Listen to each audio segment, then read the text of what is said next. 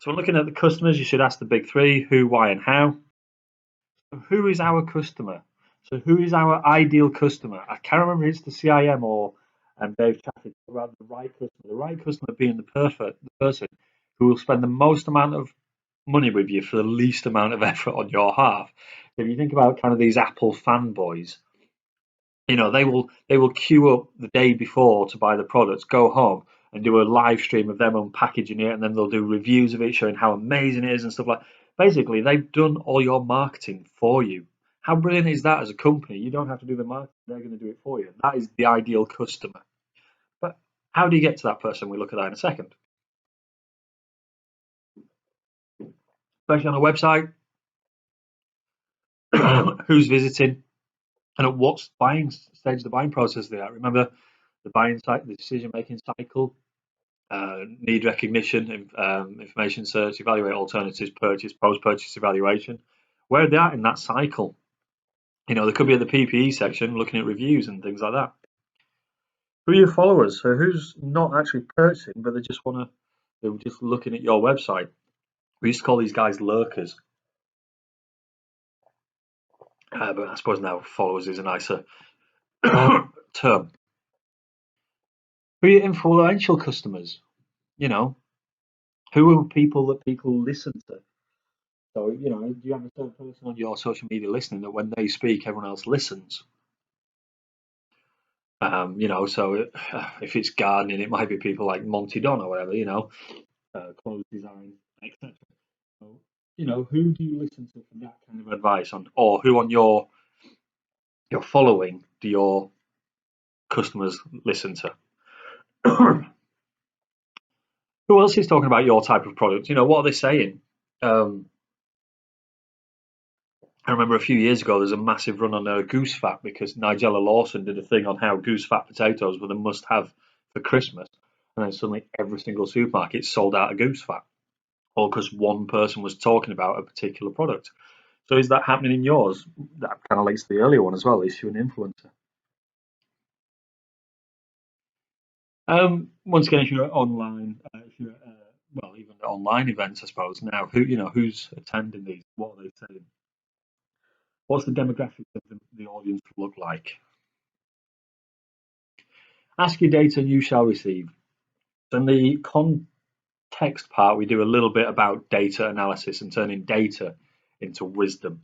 So this is a key thing here. We've got to look at the data though to turn it into wisdom. When we look at why do they purchase from us, what they need and what do they really want.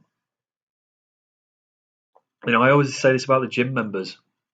Are they there because they want to be fit, or are they there because they want to look fit? I'll give you this analogy for the gents. Obviously, you'll have to gender reverse it for the females.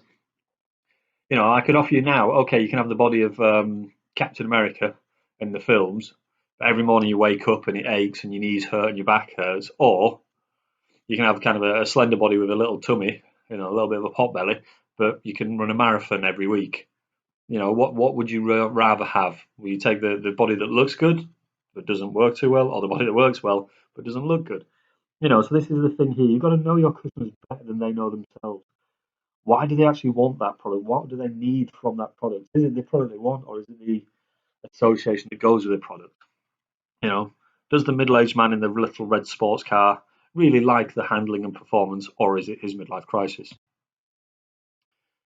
What do your customers like or dislike about your product or service? What is it that draws them in? What are they likely to be impressed by?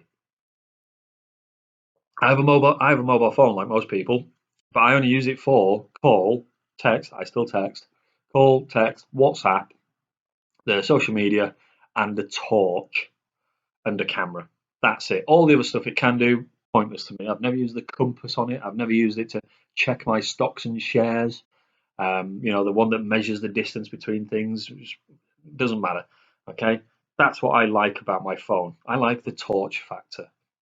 When I recently purchased a new phone about 18 months ago, that was the key thing I looked for. Did it have the torch? What are your customers' future needs? What are they likely to need in future then? So you've got to preempt it a little bit. This is, as I say, when we look at the difference between knowledge and wisdom. What are visitors' needs and what are they interested in? So there's people that come to your website. Should we ignore them? What is it that they're looking for? Do they want the some hacks on how to use this product? Do they want some reviews? Do they want the infographic with the facts and stats? These people that when you watch Top Gear and they understand the pounds of square foot torque or whatever and the brake horsepower, I don't even know what that means.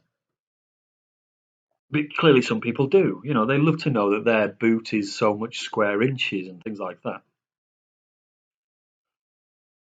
Why do some people go to some websites and not others? Why do you go? We all have some favorite websites, so why do you prefer that and not the others?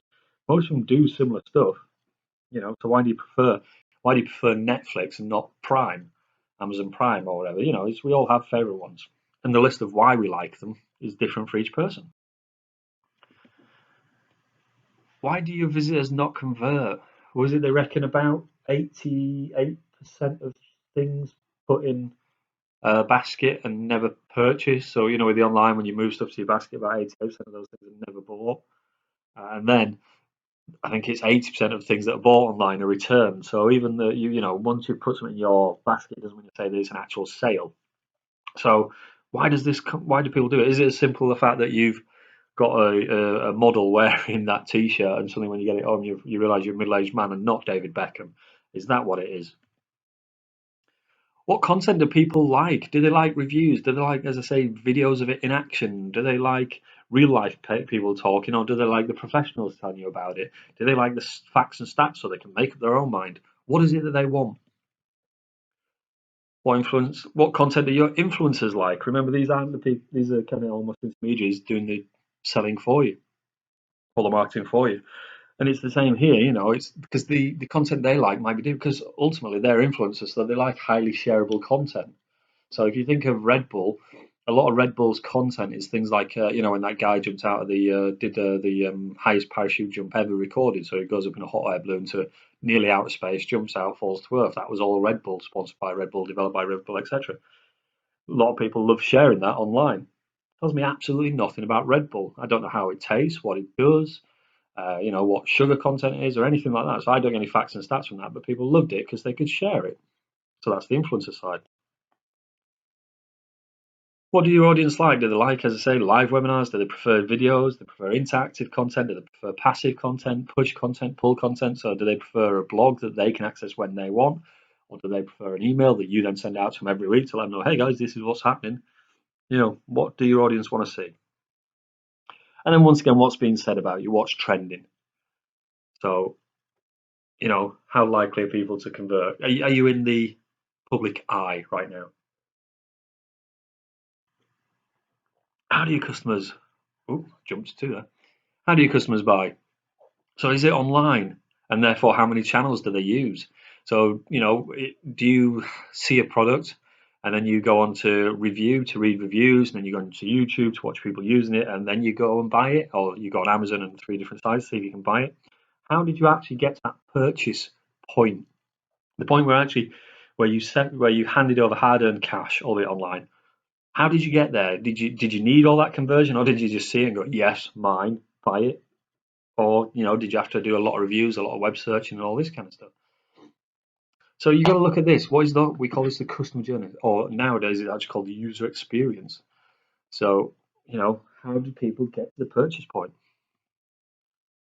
At what stage are they in the purchase point? Need recognition, information search, evaluate alternatives, purchase, or PPE.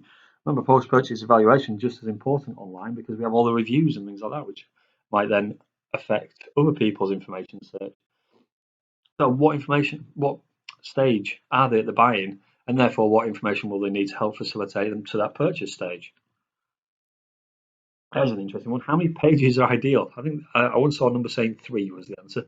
But is it all about having everything on one long page that people scroll down to, or is it all about having multiple pages?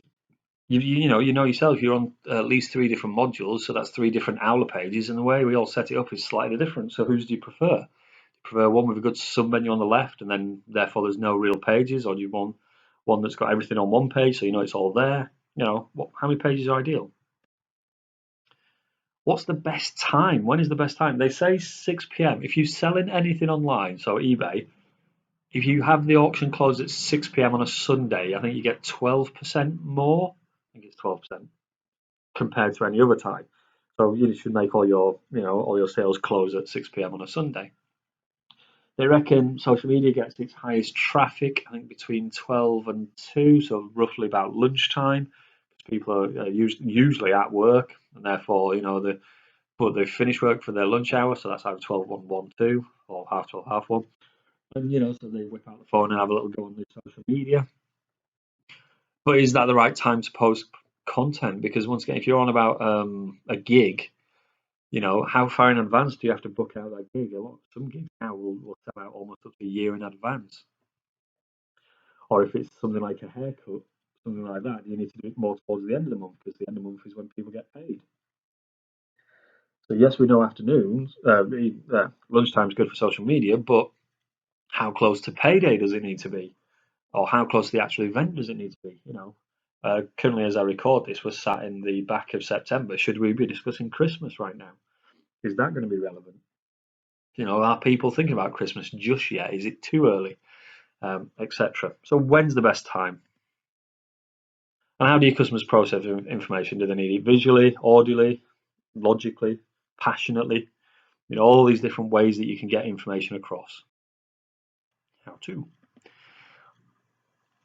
There you go. How do they prefer to view initial information? Does they need, as I say, there's a big thing at the moment about storytelling marketing. So is that what you need to focus on? How it has to tell a story and all this kind of stuff? Or can some people just like the facts and stats, the data? 12 pounds of torque, 72 brake horsepower. I don't know what the phrases are. How do customers perceive your website? What do they think when they look at your website? You built it hoping that you wanted to show something, but what do they think when they see it? How do some videos work better than others? I have two YouTube channels, but my main YouTube channel has one video that has about 22,000 views, and then all the rest have a couple of hundred if I'm lucky. What made that one special? It's not longer or shorter than any of the others. It's not got more information or less information. It's not got more animation in it. Why did that one work? So that's something I'd need to look into a lot deeper. How do some words work better than others? When we look at the drip, we will look at the key phraseology and what phrases can help get certain responses, etc. Because words have power. Who looks at your, you can tell this is an old book, because most now, just over 50% of searches are now done on mobile. But we say this, but I get very frustrated because a lot of them still have, the GDPR. Oh, we're going to use cookies. Is that okay? Well, yeah, because you're going to use them anyway, so it doesn't matter if I say yes or no. But so you click yes, but some of them, because they're not optimized for mobiles, you can't click on the OK section because it's not there, because it's not optimized for the mobile phone viewing. So you have to come off that website, or some of the websites I've been on anyway. And then how do you see things differently on your mobile? Does it distort the layout, the vision of it all, etc.?